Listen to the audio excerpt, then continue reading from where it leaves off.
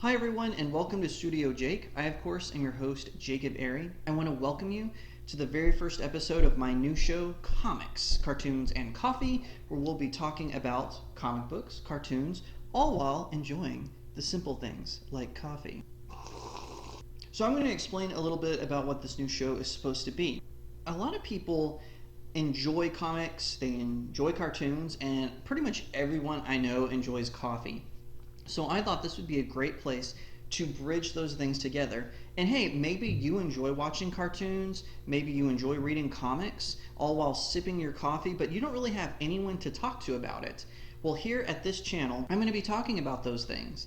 And if you would like me to discuss a cartoon, to discuss a particular comic or graphic novel, or anything connected to those things, so if you want me to talk about a comic book movie, just let me know in the comments below. I would love to hear your thoughts. I want to be able to discuss everything. Maybe you're like me, you're sitting down, you're watching Saturday morning cartoons, and your gamer wife is like, I want to play video games now, but I'm like, no, I want to watch the DuckTales reboot.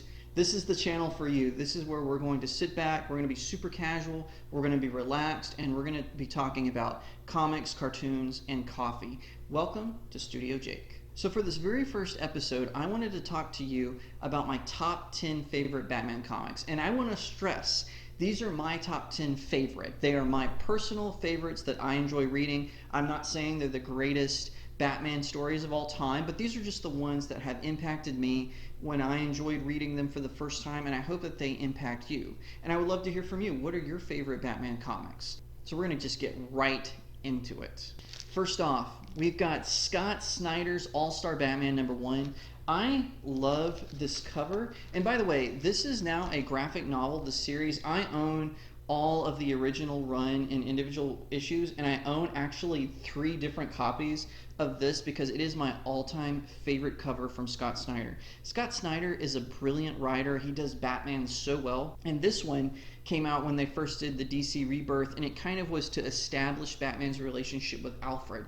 He and Alfred are going on these adventures. The first one, it introduces his new crime-fighting partner named Signal. The first section covers Batman working with Signal to stop Two-Face, and then the last half of the series focuses on him and Alfred trying to stop a terrorist plot. But this first issue is still my favorite, hands down, especially this cover by John Romita Jr. It is one of my all-time favorite Batman comics. So this is number 10. And remember, these aren't in any particular order. These are just how I'm presenting them. So this is number 10, but probably if I was to be forced to rank it, it would be much higher, but I just wanted to give it some attention, especially how this cover just captures the essence of Batman with his giant batarang, and he's got the golden arched bat logo. It's just fantastic. And like I said, you're going to hear Scott Snyder's name probably more than once on this list.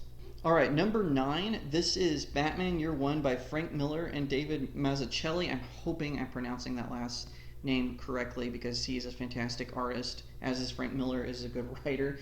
Now, this is actually a first edition of Batman Year One. What I mean by that is the graphic novel, the collected edition. So it doesn't even say DC Comics on it. It says Warner Books. Can you believe that? But this was the first origin that kind of solidified Batman's story about him being an orphan, becoming trained to become the Dark Knight. And it shows his first night out, how he meets Catwoman, his first encounter with Gordon, who wasn't a commissioner at the time, he was a lieutenant.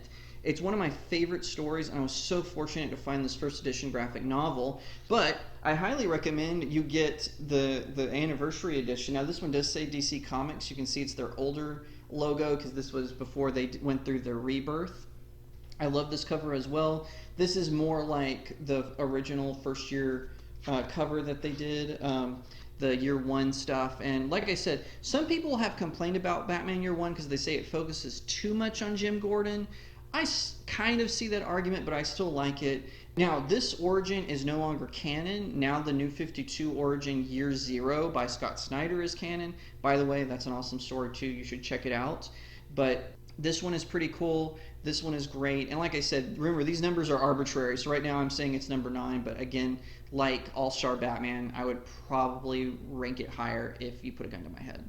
Number 8, we have Batman Earth 1 by Jeff Johns and Gary Frank. So DC Comics started these new lines when they did the New 52, where they were doing new imprints, and Earth 1 was one of them. Now, I think they've actually abandoned this concept because they've done a handful. They've done Teen Titans Earth 1. They've done Wonder Woman Earth 1. That one is terrible, by the way. As far as Batman, Jeff Johns, who wrote it, Gary Frank, who designed it. And, oh, check it out. I got it autographed by Jeff Johns. Just check out this artwork by Gary Frank. It's so incredible. It's so well done. I love the character illustrations of it. And this one, Alfred isn't Bruce's butler or the Wayne's butler. He was actually a private security company owner that Thomas Wayne tapped to be his new security guard because Thomas Wayne was running to be mayor of Gotham City when he was gunned down. And so now the Penguin is actually the mayor of Gotham City, and there's a serial killer called the Birthday Boy who's haunting Gotham. And it's just one of the most fantastic new types of origins. Now remember, this one is not canon, but if you're kind of like, oh, I want like a more modern one that's a little bit more grounded, this is good because it's standalone. There's also a volume 2 where Batman faces the Riddler and Killer Croc. I also recommend that one as well. But just as far as this list goes, love it. It really shows Jeff Johns' talent. I'm kind of sad he's working on the movie side of things now because he is an incredibly talented writer, especially for DC Comics. So now we're at Batman InGame. This is written by Scott Snyder and drawn by one of my favorite comic book artists, Greg Capullo. I hope I'm pronouncing that. I should have. I've seen him live being interviewed about his stuff for Batman. But anyway, so this one takes place after the New 52 story, Death of the Family, where the Joker figures out where the Batcave is, and it kind of implies that he knows who Batman is, and he almost like destroys the Batman family. So this takes place after that, and the Joker just basically tells Batman that he's tired of their game. He locks Batman in Arkham Asylum so he can't escape, and then the Joker is going to do this plot with no consideration of fun, no consideration of laughs. It is so incredibly illustrated. You find out that how the Joker has been haunting Gotham City, and it kind of implies that at one point the Joker might have even been at Gotham from its origins. What's really interesting about this story is a lot of times they get picked up by the nerd outlets, so like StudioJakeMedia.com, Bleeding Fool, and a bunch of the other ones, Bounding Into Comics. But this one actually got the attention of some mainstream media outlets. USA Today write, Scott Snyder and Greg Capullo's biggest storyline in terms of cast and scope during the duo's classic 4-year run on the series, and one designed to celebrate the character's 75th anniversary. So again, I highly recommend it. It's bound to keep you up at night because you're just not going to want to stop reading it. Number 6. If you didn't think this was going to be on my list, you are insane. This is Batman The Dark Knight Returns by Frank Miller with Klaus Janson and Lynn Varley. So this is a few years after Batman retires. It's a what-if story that takes place in the late 80s where Batman has retired. He's just active as Bruce Wayne. The Joker's catatonic. Most of his rogues are all in Arkham Asylums. Many of them have died already, so on and so forth. But then Harvey Dent goes crazy. This gang called the Mutants is taking over the streets of Gotham, and that calls Batman back into action, just in time for Jim Gordon's retirement as well. But this is a classic Batman story. It really brought Batman back into the forefront of pop culture. During the 60s and even a little bit into the 70s, Batman had kind of started to weigh in on people. He kind of became like Mickey Mouse. You recognized him, but you don't really know what's up with him. But between Frank Miller and then Neil Adams, who was writing the main line, this story really brought Batman back to the forefront of popular culture and even to just general audiences. They were like, oh wow, Batman! It paved the way for Batman to return to kind of the mainstream, and I think that's fantastic. Frank Miller does a good job. I will admit, in some places, it sacrifices just violence for good storytelling. And a lot of times, Zack Snyder fans, all those stands out there on social media, they like to lie and pretend that Zack Snyder took some ideas from this. And he did take a couple of images that he copied for Batman versus Superman, but it's really, even that Ben Affleck version of Batman is really nothing like the Batman here in this story. The costume, sure, fair enough. Like I said, some of the images, but this Batman is grizzled. He's a grizzled veteran who at one time gave up, but he's making this grand comeback. It's a fantastic story. Everyone should pick it up. We're to one of my favorite periods of Batman. This is when Chuck Dixon was writing a lot of Batman stories. He's the one who introduced Bane. He co-created Bane, and he brought Tim Drake into the mythology and a bunch of other amazing characters. But this is the Joker's last laugh. So basically what happens is the Joker, he's not in Arkham Asylum. He's in a prison called the Slab, and he's informed that he has a brain tumor. And so everyone's thinking, oh, maybe the Joker will go straight. No, this just incentivizes Joker to go crazy. So then he Jokerizes all of the other supervillains in the Slab. So we're talking about Legion of Doom on steroids, with Joker leading them, and he just causes all these crises around the world. Batman and the Justice League can barely keep up with what's going on. It's at the time when Oracle was active as, and of course it was Barbara Gordon. She was active as the Oracle. Nightwing is heavily involved. Tim Drake is heavily involved. It's a fantastic story. I highly recommend it. It's Chuck Dixon at his absolute best. Okay, we're down to the final few now. This is one of my favorite stories. It's written by Jim Starlin with some incredible art by Jim Aparo. I hope I'm pronouncing that correctly. Let me know in the comments below if I'm not. But this is one of my all-time favorite stories. This is the story of the death of Jason Todd at the hands of the Joker.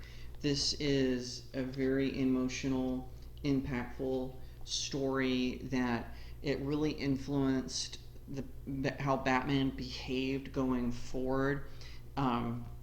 I highly recommend you taking a read at it. And of course, Jason Todd is back. Now he's the Red Hood. He's a darker vigilante. He's kind of become DC Comics' version of the Punisher, basically. He leads his own group of vigilantes called the Outlaws. But this was when he was dead, and he actually stayed permanently dead for a very long time. He was one of the few comic book characters that didn't get resurrected. But it's a very emotional story.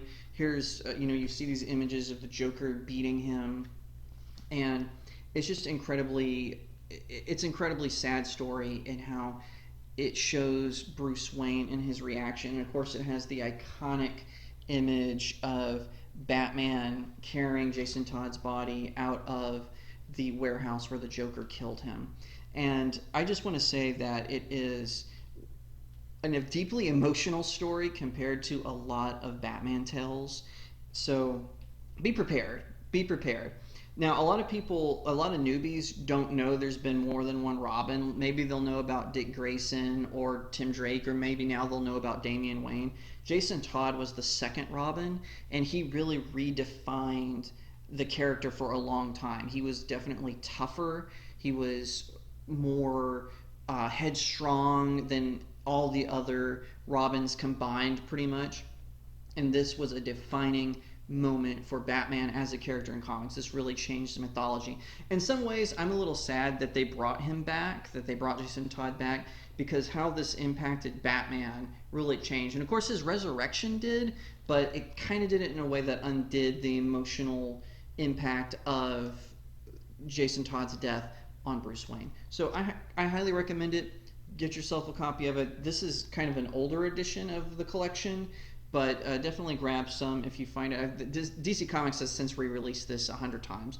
Definitely get yourself a copy. All right, we're on to number 3. This is AllStar Batman and Robin the Boy Wonder. It was made, of course, by DC Comics. It was written by Frank Miller with the artwork of the incredibly talented Jim Lee. Now, this is meant to be a prequel to his story, which I just showed you earlier, The Dark Knight Returns. This explains a new origin about how Batman took on Dick Grayson as his sidekick.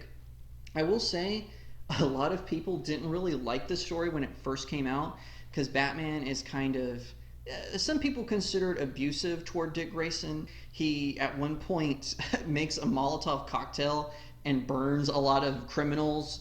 He does it during the rain, so it doesn't technically kill them and all that. And he bullies Superman. It's actually one of my favorite scenes. I think I don't think Frank Miller actually likes Superman. I know he recently did Superman Year One, but I always kind of crack up because in a lot of the Superman tales that Frank Miller writes, Superman is always kind of portrayed as a little bit of a dweeb, and he definitely does that in this one. It's kind of hilarious, but I do kind of like it because in this one, Bruce Wayne likes being Batman. He's not conflicted, he's not confused, he's confident, and he's a dark knight, and he is ready to take on the underworld.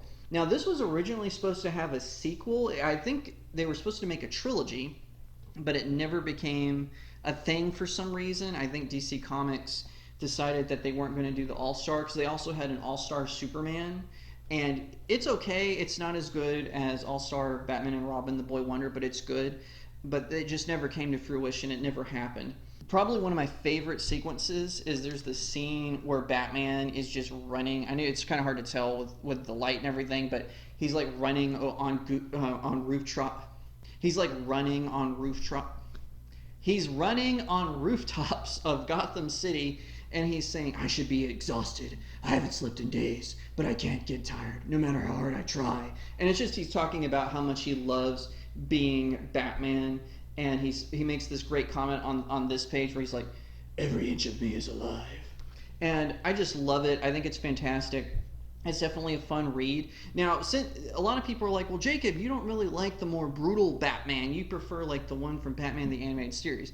This is an Elseworld. It's not mainstream. It's not canon, but it's still a fantastic story. I enjoy reading it for that level. Now, this is definitely for mature readers, so I wouldn't recommend you buying it for your kid, but it's still a lot of fun if you just want to add it to your personal collection. So now we're to Batman, Whatever Happened to the Caped Crusader by Neil Gaiman with art by Andy Kubert. I freaking love this book. So what it is, Batman has died. It actually came out after Batman R.I.P., where a lot of people thought Batman was dead, and of course he wasn't actually dead. He reappears for the final crisis, and then he dies, but then he's not really dead. So, you do the math. But basically, it's all these people are coming together for Batman's funeral, and they all tell a tale, and Batman's presence in the coffin actually changes depending on who is telling the story. So for instance, in one version, Alfred is the Joker, and he's like set up the whole ruse of Batman battling the Riddler and the Penguin and Poison Ivy, and it's more like the 60s era Gotham where they're mainly harmless and they're just kind of bothering Batman, and he does it as a way to try to help Bruce move on with his life, but then he ends up dying at the hands of the Riddler.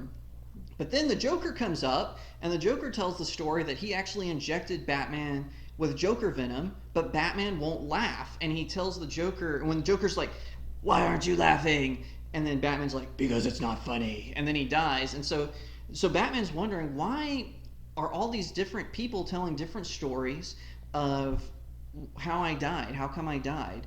And it's just a really good retrospective into the character of Batman, his legend, and how his mythology affected Gotham. And you as a reader, how did Batman's mythology affect you, and what era of Batman tales impacted you the most?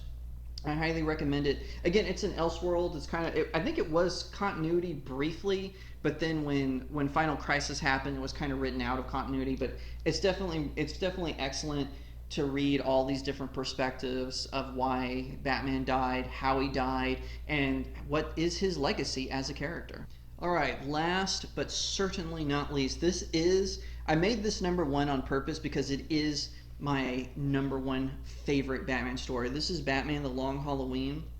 It was meant to be a sequel to Batman Year One, and it tells the story of how Harvey Dent became Two-Face. It tells the story of how the crazies, so like Joker, Poison Ivy, Scarecrow, the Penguin, of how they took over Gotham City from the plainclothes villains. So Salvatore Maroni, who you'll know from The Dark Knight, he's a villain in this. Carmine Falcone, who you might know from Batman Begins and the Gotham television show. He's in it, and they're rival gangs, and their hitmen are being killed by this mysterious holiday killer. And Harvey Dent is kind of like, hey, this guy, he's helping us out. Let's just leave him alone and let him do his work. And Batman's like, no, that's not justice. And so him and Gordon and Dent, they're trying to solve the case. Christopher Nolan, who is a fantastic filmmaker, he made my favorite Batman movie of all time, The Dark Knight. But let's be real, he's not really a nerd. He's more of a cinephile, obviously, because he's an award-winning movie director. But he actually read Batman the Long Halloween, and a lot of the themes in it were captured over into The Dark Knight. They actually copy some scenes. Now, I don't always like to say that because some people say, oh, look at this Batman movie and it has this scene in the comic, and you can find that it's 80 years of Batman history, so you can always find something. But Christopher Nolan actually discussed The Long Halloween, and he says, it's right here on the cover, he said, The Long Halloween is more than a comic book. It's an epic tragedy. And that's exactly what it is. So this comic book has one of my favorite sequences. It's where Carmine Falcone, he's in his little penthouse, and he's angry about the holiday killer, and then all of a sudden, his thugs, they all start laughing maniacally. The power goes out. And as he goes through the hallway, he's seeing his bodyguards. They're all strewn all over the floor with these terrible grins, and he's saying, this is bad, bad, very bad. And then he walks into his office, and look who's greeting him. All of Gotham's biggest villains, and the Joker delivers an iconic line, trick or treat, said all over Halloween, obviously, but the way I can almost picture Carmine Falcone in his head, his spine just tingles when the Joker says that in, a very scared way. So anyway, this is my all-time favorite Batman story. By the way, I want to say this from the get-go. This list is subject to change, so maybe next year I'll read more Batman comics, or I'll be in a different mood and you'll get an entirely different list. But right now, that list that I just gave you, those are my top 10 favorite Batman comics. So what do you think? Let me know in the comments below. I would love to hear what you think. And again, if there is a comic book you would like me to explore individually, or if there is a cartoon that you would like me to look at individually, just please let me know. I would love to take a look and give it a watch, and who knows, maybe you'll even get a shout out. Thank you so much for watching. Be sure to like this video, share it out, and subscribe, and I'll see you next time right here on Studio Jake.